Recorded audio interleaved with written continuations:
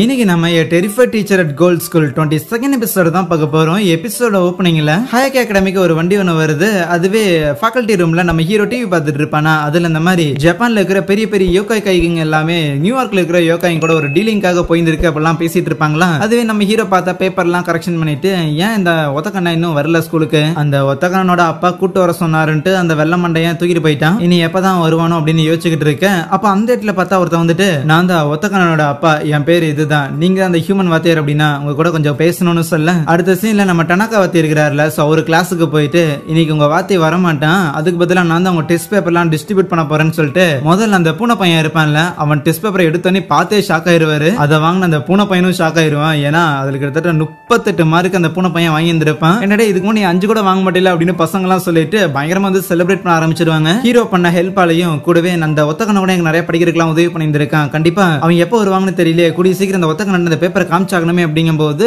அப்பதான் நம்ம டனாக்கா வாத்தியாரு ஒரு மேட்டரை சொல்றாரு. ஆக்சுவலி காலையில அந்த ஒத்தக்கண்ணனோட அப்பா வந்து நம்ம ஹீரோவை மீட் பண்ணியிருப்பார்ல, சோ அப்ப இந்த மாதிரி நான் எப்பவுமே என்னோட பையனை பாத்துக்கிறதுக்காக யாரோ ஒருத்தரை இந்த இடத்துல வச்சிருந்திருப்பேன், பட் இருந்தாலும் உன்ன மாதிரி டீமனை எக்ஸாசஸ் பண்ற ஒரு பவர் உள்ள ஒரு வாத்தியார் கூட என் பையனை படிக்க வைக்கிறதுல எனக்கு சுத்தமா விருப்பம் கிடையாது. ஏன்னா உன்ன மாதிரியான ஆளுங்க எப்பவுமே எங்களை மாதிரியான யோகாய்களுக்கு ஆபத்து தான். இந்த விஷயம் தெரிஞ்சிருந்தும் இந்த பிரின்சிபல் உன்னை இங்க ஒரு வாத்தியாரா ஹையர் பண்ணியிருக்காரு அப்படின்னா அது எங்களுக்கு ஏதோ சரியா தோணல. எங்களுக்கு இந்த ஸ்கூல் மேலே கொஞ்சம் டவுட்டா இருக்கு, இனிமேலும் என் பையனை இங்க படிக்க வைக்க முடியாதுன்னு சொல்ல, கரெக்டா அந்த ஒத்தக்கண்ணன் உள்ள வருவானா, பேச்சுவார்த்தை எல்லாம் முடிஞ்சிருச்சு, சீக்கிரம் சட்டு விட்டுன்னு கிளம்பியோ அப்படிங்கும் போது உடனே ஹீரோ, நான் இருக்கிறதா உங்களுக்கு பிரச்சனைனா நான் வேணும்னா ஸ்கூலை விட்டு போயிடுறேன்னு சொல்ல, அதுக்கு அந்த ஒத்தக்கண்ண தலை அதெல்லாம் ஒன்றும் தேவை கிடையாது, ஆக்சுவலி ஸ்கூல் விட்டு போறது தான் இன்னும் ஹாப்பி, ஏன் தெரியுமா, இங்க இருக்கிற முட்டா பசங்களுக்கு நானே சொல்லி தரணும் அப்படிங்கிற எந்த ஒரு அவசியம் இல்ல, என் படிப்புல கொஞ்சமாவது இம்ப்ரூவ் ஆகுது, நான் ஃபோக்கஸ் பண்ணலாம் சரி அப்படின்னு இந்த விஷயத்தெல்லாம் சொன்னா அப்படின்னு டனாக்கா சொல்ல, உடனே ஹிஜிட்டா பார்த்தா டனாக்காட்ட சண்டைக்கு போயிட்டு இருப்பானா, எங்கிட்ட ஏன்டா சண்டை போடுறேன்னு கேட்கும்போது கரெக்டா அந்த ஒத்தக்கண்ணனும் உள்ள வந்துட்டு அவனோட பொருட்கள்லாம் எடுத்து வச்சுக்கிட்டு இருக்க, இருக்கிற எல்லாரும்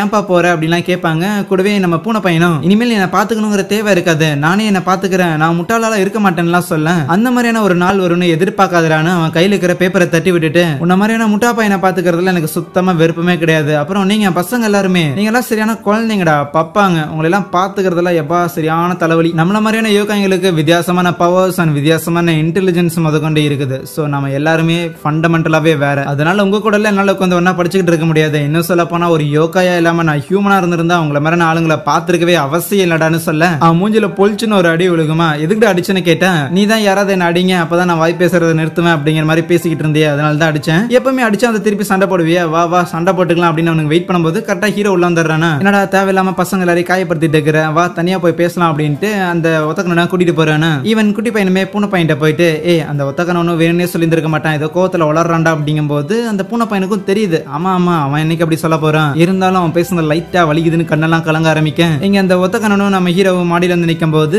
அந்த ஒத்தக்கண்ணன் தான் பேச ஆரம்பிப்பான். சோ இந்த மாதிரி தலை, நான் இந்த ஸ்கூல்ல விட்டு போனாலுமே நீ இல்லைனாலும் நான் படிச்சுக்க செய்வேன், இருந்தாலும் நீ சொல்லி தரது அப்படிங்கிறது இந்த ஸ்கூல்ல இருக்கிற ஏகப்பட்ட பசங்களுக்கு ரொம்ப முக்கியம், அதனால நீங்க இருந்தே ஆகணும், உண்மையை சொல்ல போனா எனக்கு ஆக்சுவலி உன்னை பார்த்தா பயங்கர பொறாமையா இருக்குது, ஏன் தெரியுமா உங்களை மாதிரியான ஹியூமன்ஸை பார்த்தாலே பொறாமையா இருக்குது, நான் சின்ன பையனா இருக்கும் போது எங்க அம்மா ஒரு ஹியூமன் தான், சோ அவங்க வந்து ஹாஸ்பிட்டல்ல இருப்பாங்க, அவங்க ஹாஸ்பிட்டல்ல இருக்கும்போது அவங்கள மீட் பண்றதுக்காக அடிக்கடி நாங்க போவேன், அந்த இடத்துல ரூயி அப்படின்னு சொல்லிட்டு ஒரு பொண்ணுமே இருப்பான், அந்த பொண்ணு எனக்கு ரொம்பவுமே பிடிக்கும், ஒரு நாள் பார்த்தா அந்த ரூயை வந்து தனியா மீட் பண்ணிட்டு அந்த ஒத்தக்கண்ணனும் அந்த பொண்ணும் பேசிட்டு இருக்கும்போது மாஸ்க் கழட்டேன், நான் உனக்கு கண்ணில் எவ்வளவு அடிபட்டு இருந்தாலும் பரவாயில்ல, நான் அதை பத்தி எல்லாம் கவலைப்பட மாட்டேன்னு அந்த பொண்ணு சொல்லியிருந்திருக்கேன், அப்பயுமே வந்து அந்த ஒத்தக்கண்ணன் கழட்ட மாட்டான், இல்ல இல்ல நீ பார்த்தா பயந்துறதுனால எப்படியே இருக்கட்டும்னு, கூடவே 2 பேரும் ஒரு ரிங்கை வந்து எக்ஸ்சேஞ்ச் பண்ணியிருப்பாங்க, சோ கண்டிப்பா பெருசானதுக்கு அப்புறம் நம்ம மேரேஜ் பண்ணிக்கலாம் சரியான்னு, இந்த விஷயங்கள் எல்லாத்தையுமே ஓரமா ஒழிஞ்சிருந்து அந்த ஒத்தக்கண்ணோட அம்மாவும் பார்த்துருப்பாங்க, ஈவன் அந்த வெள்ள மண்ணை இருக்கிறான்ல சோ அவனும் பார்த்துருப்பான். இப்படி இருக்க ஒரு நாள் அந்த ஒத்தக்கண்ண ஒரு நாள் அவங்க அம்மா பாக்குறதுக்காக போக தெரியாம அவனோட மாஸ்க் கழண்டு கீழே விழுந்துருமா, அந்த அவனுக்கு ஒரு கண் தான் இருக்குதுங்கிற விஷயத்த அந்த ரூயிங்கிற பொண்ணு பாத்துருவான், ஆனா ஃபர்ஸ்ட் டைம் அதை பார்த்துட்டு பயங்கரமா அவ ஷாக் ஆகி பயந்து போக, அந்த ரூயி பொண்ணு எனக்கு ஒரு கண்ணு தான் இருக்குங்கிறத பார்த்துட்டா இனிமேல் என் கூட பேச மாட்டா அப்படின்னு அவளோட ஃபர்ஸ்ட் ரியாக்ஷனை வச்சே வந்து அவன் முடிவு பண்ணிடுவான், அதனால பயந்துட்டு வேகமா அங்க இருந்து ஓடி போயிருவானா, லிப்ட்ல இறங்கி போயிருவானா, பின்னாடியே அவங்க அம்மாவும் வர ட்ரை பண்ணியிருப்பாங்க, பட் அவங்க அவங்களுக்கு சம்திங் ஏதோ ஆயிருக்கும். அதுவே அந்த ரூயிங்கிற பொண்ணுமே லிப்ட்ல ஏற முடியாத காரணத்துக்காக ஸ்டெப்ஸ்ல ஓடி வரும்போது தடிக்கிட்டு கீழே விழுந்திருப்பா. அவங்க அம்மாவும் பெட்ல இருந்து எந்திரிக்க ட்ரை பண்ணிருப்பாங்களா, சோ அதுக்கப்புறம் இறந்து போயிருப்பாங்களா. இந்த விஷயத்த அந்த வெள்ள மண்டையன் போயிட்டு அந்த ஒத்தக்கண்ணனோட அப்பா கிட்ட சொல்லும் போது அவர் மீட்டிங்ல இருந்திருப்பாரு. எதிர்பார்த்ததுதான். மீட்டிங் முடிஞ்சதுக்கு அப்புறம் திருப்பி ஹாஸ்பிட்டல் வரேன்னு அவர் திருப்பி மீட்டிங்கே கன்டினியூ பண்ண போயிருப்பாரு. அவங்க அம்மா இறந்து போயிட்டாங்க. சோ இனிமேல் அந்த ஹாஸ்பிட்டல் போறதுக்கான எந்த ஒரு வேலையும் இல்ல. இருந்தாலும் அங்க இருக்கிற நர்ஸ் கிட்ட போயிட்டு சரி அந்த ரூயிங்கிற பொண்ணு அவளுக்கு என்னாச்சு அப்படின்னு விசாரிக்கும் போது பொண்ணு நல்லா தான் இருக்கிறா, கொஞ்சம் அடிபட்டு இருக்கு, பட் இருந்தாலும் சூனர் சரியாயிரும் அப்படின்னு சொல்லி இருந்திருப்பாங்க. ஆனா அவங்க கிட்ட அப்படி பேசிட்டு அவன் கொஞ்சம் வந்ததுக்கு அப்புறம் அந்த நர்ஸ் எல்லாம் டிஸ்கஸ் பண்ணிக்குவாங்க. ஏன் அந்த பையன் கிட்ட பொய் சொன்னீங்க அப்படின்னு கேட்கும்போது இல்ல அன்னைக்கு அந்த பொண்ணுக்கு ஆக்சிடென்ட் ஆகும்போது அவங்க ரெண்டு பேருமே வந்து லைக் ஏதோ சண்டை போட்டு இருந்தாங்க போல, அதனால தான் ஓடி வரும்போது ஸ்டெப்ஸ்ல தடிக்கிட்டு கீழே விழுந்து அந்த பொண்ணு இறந்து போயிட்டாங்கிற விஷயம் அவனுக்கு தெரிஞ்சிருச்சு அப்படின்னா அவன் பயங்கரமா ஃபீல் பண்ணுவான்ல, அதனால தான் பொய் சொன்னான்னு பேசிக்கிட்டு இருக்கிறத அவன் ஒட்டுக்கிட்டு இருந்திருப்பான். இதை கேட்டு பயங்கரமா ஃபீல் பண்ணி வெளியே வந்து அப்படியே லைக் இந்த கண்ணு இருந்தாங்க தான் நான் வந்துட்டு ஒரு ஹியூமனா இருந்திருந்தா நல்லா இருந்திருக்குமே அப்படின்னு சொல்லி பயங்கரமா புலம்பி அழுது தீர்த்து இருந்திருப்பான். அதுக்கப்புறமே வந்து எந்த ஒரு ஹியூமன் கூட இன்டராக்ட் பண்ணவே கூடாது, நம்ம ஒரு பேய் மாதிரியே இருந்துக்கலாம் அப்படின்னு நினைச்சிருந்திருப்பான். இப்படி இருக்கும்போது நம்ம ஹீரோ ஒரு ஹியூமன் வாத்தியாரா இங்க வந்துட்டு அப்படியே இங்க இருக்கிறவங்க கூட எல்லாம் பேசி பழகும் போது திருப்பி ஹியூமன்ஸ் கூட மிங்கில் ஆகிறதுக்கான இந்த சான்ஸ் கிடைச்சிருக்கு. ஆனா இது வேணாம் அப்படின்னு அவனும் நினைக்கிறான். நான் ஒன்னும் இந்த கண்ணு கொடுக்க சொல்லி கேட்கலையே, எனக்கு இந்த கண்ணு வேணும் அப்படின்னு நான் விருப்பப்படலையே அப்படின்னு பயங்கரமா புலம்பிக்கிட்டு இருக்கேன். ஆனா உன்னோட கண்ணு தான் இதுக்கு முன்னாடி நிறைய தடவை நமக்கு உதவி பண்ணியிருந்திருக்குது, அதை எதையும் நீ மறந்துடாத. அந்த கண்ணு உனக்கு பிடிக்கல அப்படின்னாலும் அந்த கண்ணால நிறைய நல்ல விஷயங்கள் நடந்துருக்குது. எப்பெல்லாம் உன் வாழ்க்கையில எந்த ஒரு வேல்யூ இல்ல நீ நினைக்கிறியோ அப்பப்பெல்லாம் நான் வந்து ஒரு வாத்தியாரா உங்ககிட்ட என்னென்ன வேல்யூ இருக்குதுன்னு நான் சொல்லுவேன். அது மூலமா நீ திருப்பி சீரப் ஆகலாம். எவ்வளவு நடந்தாலும் சரி கண்டிப்பா உன் வாழ்க்கையில ஒரு நல்ல விஷயம் இருக்குங்கும் போது கரெக்டா அந்த இடத்துக்கு வந்த ஒத்தக்கனோட அப்பாவும் அவனை கூப்பிட்டு அங்க இருந்து கிளம்பி போக இங்க நடக்கிற எல்லா விஷயத்தையுமே நம்ம கிளாஸ் பசங்க எல்லாரும் கேட்டு இருந்திருப்பாங்க. சோ இப்போதைக்கு அந்த ஒத்தக்கனனை திருப்பி இந்த ஸ்கூலுக்கு கூட்டிட்டு வரைக்கும் ஏதோ ஒரு வழி யோசிச்சாகணும்னு சொல்லிட்டு நம்ம ஹீரோ ரொம்ப நேரமா கொஞ்சம் யோசிச்சுக்கிட்டே இருப்பானா. அப்பதான் அவனுக்கு ஞாபகம் வரும் நம்ம ஒத்தக்கனோட அம்மாவை அவன் மீட் பண்ணியிருப்பான்ல. சோ அவங்க கடைசியா பார்த்தா ஒரு சின்ன பாக்கெட் மாதிரி ஒன்று கொடுத்துருப்பாங்க. அதுல ஒரு ரிங் ஒன்னு இருக்கும். அதை பார்க்கும்போது நம்ம ஹீரோக்கு ஒரு ஐடியா தோண இத பத்தி சானோ கிட்டையும் அந்த மிக்கி வாத்தியார்கிட்டயும் சொல்லும் போது யோ இத பண்ணி எங்கேயாவது ஜெயில போய் மாட்டிக்க போறோம் அப்படின்னு சொல்லும் போது அதெல்லாம் நான் பாத்துக்கிறேன்ட்டு நேரா நம்ம டக்காஷி டாக்டர் இருக்கிறாருல, சோ அவருக்கு கால் பண்ணிட்டு இந்த மாதிரி தலை உன்னோட பவர்ஸை யூஸ் பண்ணி உன்னால எதை வேணாலும் எப்ப வேணாலும் பார்க்க முடியும் தானே கேட்கும்போது ஆமா என்னால முடியுமானா இந்த மாதிரி டக்காஷி டாக்டர் ஹீரோ கிட்ட பேசிட்டு இருக்கிற நேரத்துல அந்த பெரிய எலும்பு கொடுப்பொண்ணு இருக்கிறாருல, சோ பார்த்தா பயங்கரமா ஃபீல் பண்ணிக்கிட்டு இருப்பா நம்ம ஒத்தக்கனம் போயிட்டான்னு. அப்படியே சீன் கட் பண்ணா நம்ம ஹீரோ அந்த ஒத்தக்கனோட அப்பாக்கு கால் பண்ணி பிளாக்மெயில் பண்ணிக்கிட்டு இருக்கிறான். என்னன்னா கிளாஸ்ல இருக்கிற டென்மா